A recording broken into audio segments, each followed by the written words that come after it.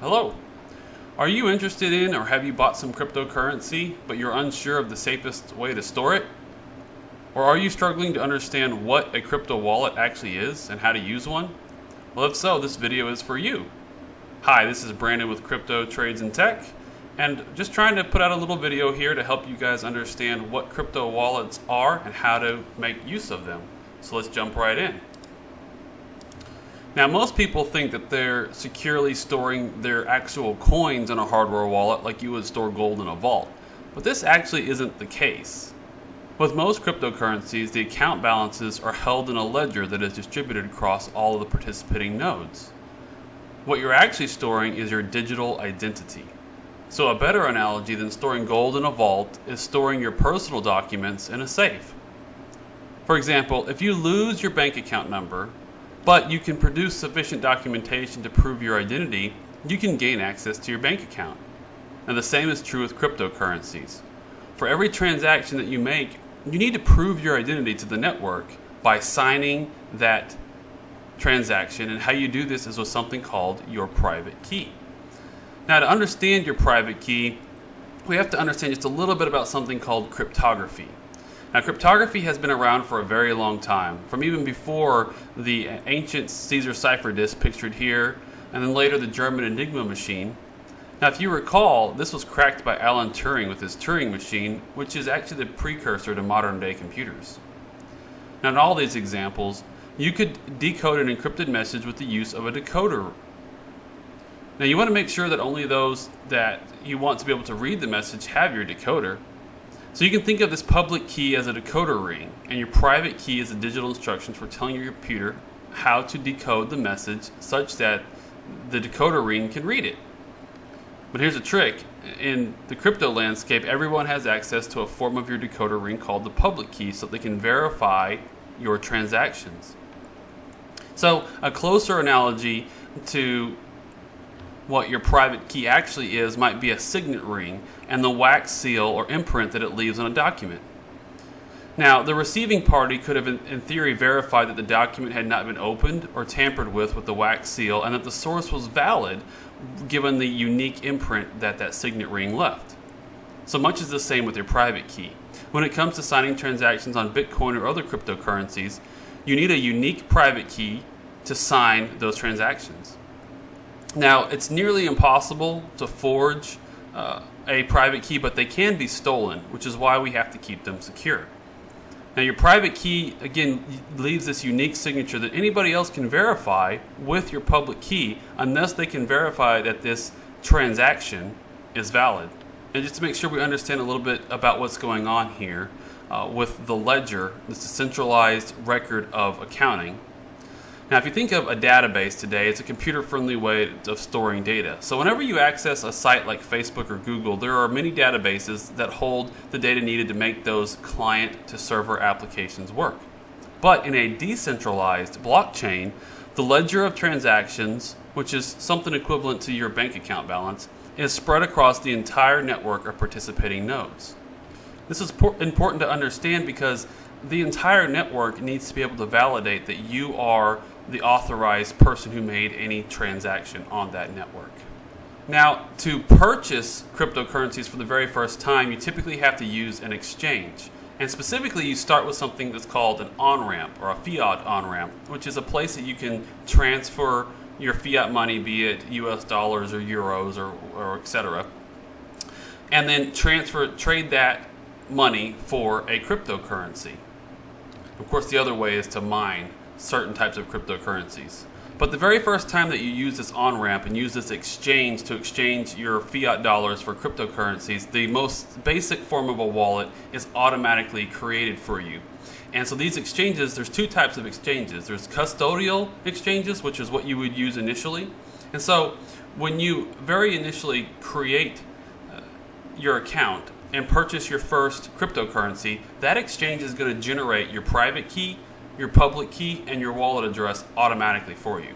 So the disadvantages of continuing to use these type of what we call custodial service or exchanges is that the users do not hold the private key. However, there are some advantages. They are easy to use, and the transactions are effectively instant. And some examples of On-ramps would be like Gemini or Coinbase, as well as exchanges. And then other exchanges are Binance, BlockFi, and Kraken. Now, you can also do what's called non-custodial exchange, which means that you hold the private keys, and these are also called decentralized exchanges. Now, the major disadvantage with most decentralized or non-custodial exchanges is that these transactions have to be done what's called on-chain on the network. And if you know anything about Bitcoin, it takes a long time to validate transactions on the network. So this results in potentially slow transactions, and these type of services can be more complex. Some examples of decentralized or non-custodial exchanges are Sushi, Uniswap, Kyber, Curve. So these are some of the main ones that you'll run across. Now, the other types of wallets outside of the exchange when you initially buy your cryptocurrency, we're going to go over those. You see I've pictured here several different ones that we're going to talk about. We've got paper wallets, full nodes, mobile wallets, and hardware wallets. So first, a paper wallet. Now, this can be kind of confusing because everybody thinks of cryptocurrencies as fully online and digital, but you can create your private key and your key pair in an offline setting. So how you would normally do this is that you use a computer and a printer that are both not connected to the internet or any other IP connectivity to generate your key pair. So for example, you might have like a laptop, an older laptop that you wipe, reload, and never touches the internet, and you use this laptop to generate your keys, and then you put it lock it up in a drawer somewhere. Now, then the key pair is printed onto literal paper. Then a USB key is used to generate the wallet address on a live computer. So you put a public key on this USB key, walk it over to a live computer, and the computer uses that public key to generate that first initial wallet. So then what happens is you deposit funds on-chain from somewhere to that new wallet address, from an online wallet to your new wallet you just created.